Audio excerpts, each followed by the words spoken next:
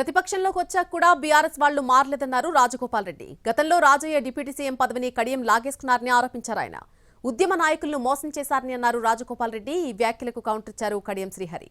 కాంగ్రెస్ ను నాశనం చేసిందే రాజగోపాల్ రెడ్డిని ఫైర్ అయ్యారు. ఆయన ఒక చీడపురుగు అంటూ కామెంట్ చేశారు.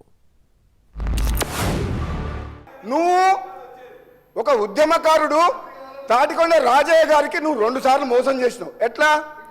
ఒకసారేమో ఉప ముఖ్యమంత్రి పదవిలో ఉంటే అవమానకరంగా ఆనాడు తొలగించి ఆయన పీఠంలోకి ఎక్కిండు, ఉప ముఖ్యమంత్రి పదవి తీసుకుండు.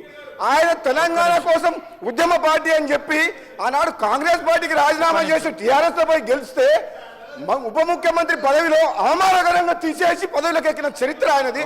రెండోసారి మొన్న సిట్టింగ్ ఎమ్మెల్యే అయిన తాటికొండ రాజయ్య ఉద్యమకారుడు, ఏనాడు తెలంగాణ కోసం మాట్లాడిన కడియం శ్రీహరి గారు మళ్ళీ మంత్రి కావాలన్న ఆశతోటి మళ్ళీ ఆయన టికెట్ ఇవ్వకుండా ఎమ్మెల్యేగా గెలిచి వచ్చిన తర్వాత వాళ్ళ ప్రభుత్వం రాకపోయేసరికి ఫ్రస్ట్రేషన్ లా ఏం మాట్లాడో అర్థం కాక నువ్వు మంత్రి కాదు, నేనైతేనా కాదా తెలియదు, కానీ నువ్వు మాత్రం నీ జన్మల టీఆర్ఎస్ పార్టీలో ఉంటే నువ్వు మంత్రి కావు.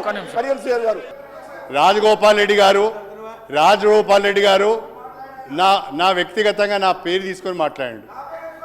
నేను వినండి ఒక మాట. రాజశేఖర రెడ్డి గారు ఇప్పుడు నా పేరు తీసుకొని మాట్లాడారు.